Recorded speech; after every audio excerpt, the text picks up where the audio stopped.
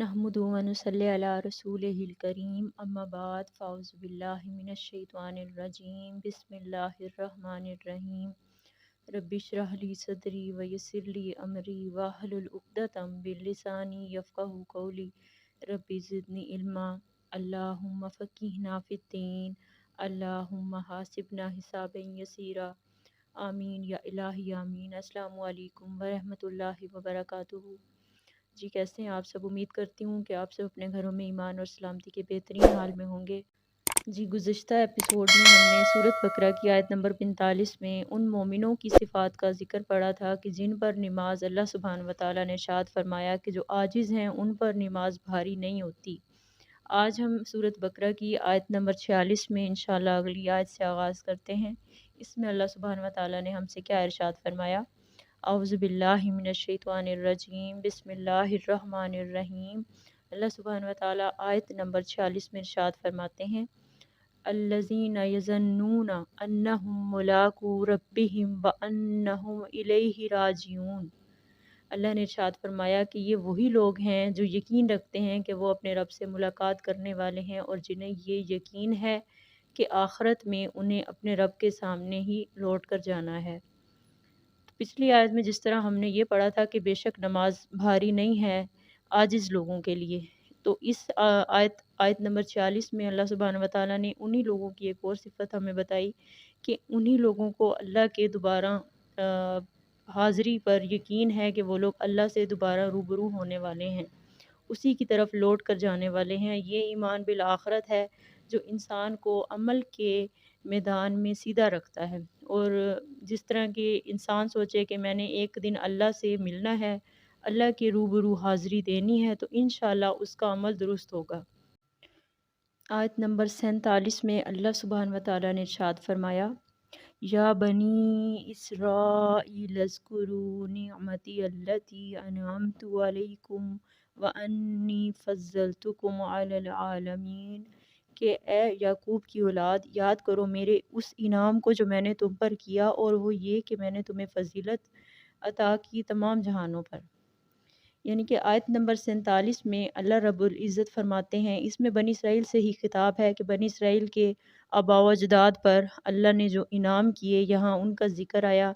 इनमें रसूल हुए, इन पर किताबें उतरी और इन्हें ज़माने के दूसरे लोगों पर अल्लाह ने मर्तबा दिया। आलमी इंसानियत के अंदर जितने भी ग्रोह थे, नस्लें थीं और तबकात थे, उन सब पर अल्लाह ने उन्हें फ़जीलत अता की। तो इसमें अल्लाह सुब्हानहू व तआला ने उन्हें अपने इनाम का याद दहानी करवाई। जी आयत नंबर 48 में अल्लाह सुब्हानहू व तआला इरशाद फरमाते हैं वत्तकू यौमन ला तजज़ी नफ्सुन अन नफ्सिन शैअन वला युक़बलु मिनहा शफ़ाअतुन वला युख़ज़ु मिनहा अदलुन वला हुम युनसरून। आयत नंबर 48 में अल्लाह सुब्हानहू व तआला ने इरशाद फरमाया। इस आयत के अंदर अगर आप देखें, 4 एतबारात से मुहासबा उखरवी पर जोर दिया गया। सबसे पहले फरमाया कि डरो उस दिन से जिस दिन कोई जान किसी दूसरी जान के कुछ भी काम नहीं आ सकेगी। ईमान बिल आखिरत के ज़म्न में लोगों ने तरह तरह के अकीदे जो हैं वो घड़ रखे हैं। उनमें से ही अहले अरब जो थे वो ये समझते थे कि नाउज़ बिल्लाह फ़रिश्ते अल्लाह की बेटियां हैं और ये सिफारिश करवा देंगी तो हमारी बख्शिश हो जाएगी। हमारे यहाँ भी अक्सर हम देखते हैं कि शफ़ात के लिए जो औलिया होते हैं उन्हें उस शफ़ात से मंसूब करते हैं कि ये हमारी शफ़ात करेंगे। तो इस आयत में अल्लाह सुब्हानहू व तआला ने उन्हें दो टोक अंदाज में इसकी नफ़ी कर दी कि उस दिन ना ही किसी की सिफारिश काम आएगी और ना ही किसी की कोई मदद की जाएगी। आयत नंबर 49 में अल्लाह सुब्हानहू व तआला इरशाद फरमा रहे हैं व इज़ नज्जयनाकुम मिन आलि फ़िरऔना यसूमूनकुम सूअल अज़ाबि युज़ब्बिहूना अब्नाअकुम व यस्तहयूना निसाअकुम व फ़ी ज़ालिकुम बलाउम मिर रब्बिकुम अज़ीम।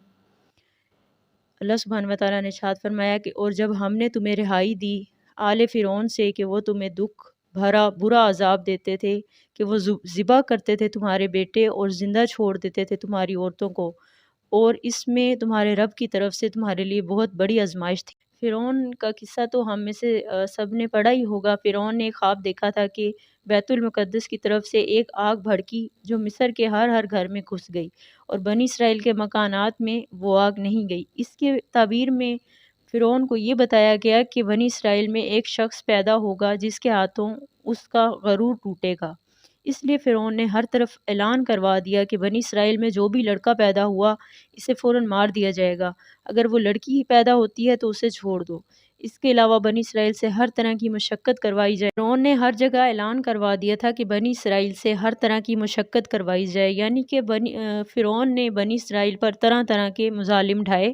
تو اللہ نے اس بات کو ریلیٹ کر کے ارشاد فرمایا کہ اس نجات دینے میں ہماری طرف سے ایک بڑی بھاری نعمت تھی، ساتھ ہی فرمایا کہ اس میں تمہارے لیے ایک آزمائش بھی تھی۔ آپ اس آزمائش میں دیکھیں کہ بچوں کے قتل ہونے سے اور دوسرے عذابوں سے اللہ نے ان کو ریلیٹ کر کے بتایا کہ یہ تمہارے اوپر بہت بڑی آزمائش تھی۔ تو اللہ نے ان کی جو ہے نجات حضرت موسیٰ علیہ السلام کے ذریعے سے دلوائی۔ تو ان نعمتوں کا اللہ نے یہاں ذکر کیا کہ میری ان نعمتوں کو، میرے انعام کو یاد کرو۔ یہ بنی اسرائیل سے اللہ سبحانہ وتعالیٰ نے خطاب کیا۔ اس میں بتایا جاتا ہے کہ جس سمندر یا نہر کا ذکر آتا ہے اسے خلیج سویز بتایا گیا ہے کہ بنی اسرائیل نے خلیج سویز کو اس طرح عبور کیا کہ حضرت موسیٰ کے عصا کی ایک ضرب سے سمندر پھٹ گیا۔ سمندر کا پانی دونوں طرف پہاڑ کی طرح کھڑا ہو گیا اور بنی اسرائیل اس میں سے آرام سے گزر گئے۔ جب ان کے پیچھے فرعون اپنا لشکر لے کر آیا تو اس نے سوچا کہ ہم بھی ایسے ہی نکل جائیں گے، لیکن وہ سب غرق ہو گئے۔ دونوں طرف کا جو پانی تھا وہ اللہ سبحانہ وتعالیٰ نے آپس میں ملا دیا، اور یہ ایک معجزانہ کیفیت تھی۔ یہ بات نیچر کے قوانین کے مطابق نہیں تھی، بلکہ اللہ کی طرف سے یہ ایک بہت بڑا معجزہ تھا۔ اللہ نے فرمایا کہ تمہاری نگاہوں کے سامنے فرعون کا جو لشکر تھا وہ غرق ہو گیا۔ بنی اسرائیل وہ سمندر عبور کر کے دوسری جانب کھڑے دیکھ رہے تھے تو انہوں نے دیکھا کہ کس طرح اللہ نے پانی کو آپس میں ملا کر ان سب کو ڈبو دیا۔ اللہ اکبر۔ آپ دیکھیں کہ گزشتہ اقوام جو تھی جن پر اللہ کا عذاب نازل ہوا، یا جو لوگ بھی اللہ کی پکڑ میں آئے، ان سب کی داستان یا ان سب کی ہم واقعات کو پڑھ کر اپنے لیے اس میں سیکھ یا اپنے لیے اصول نکالیں کہ ہم کس طرح سے اللہ کی ناراضگی سے اور اللہ کے غضب سے بچ سکتے ہیں۔ تو انشاءاللہ ہم سب نے مل کر کوشش کرنی ہے کہ ہم قرآن پاک کا ڈیلی مطالعہ کریں اور انشاءاللہ اس کے واقعات سے اپنی زندگی کی رہنمائی کریں انشاءاللہ عز و جل، اور ہم لوگ قرآن پاک کو اپنی زندگی میں لے کے آئیں گے۔ اللہ سے یہی دعا ہے کہ اللہ ہم سب کو دین پر استقامت نصیب کرے اور ہم سب کو نیک لوگوں کا ساتھ نصیب فرمائے۔ سبحان ربک رب العزت عما یصفون وسلام علی المرسلین والحمد للہ رب العالمین، آمین یا رب العالمین۔ السلام علیکم ورحمۃ اللہ وبرکاتہ۔ اعتبر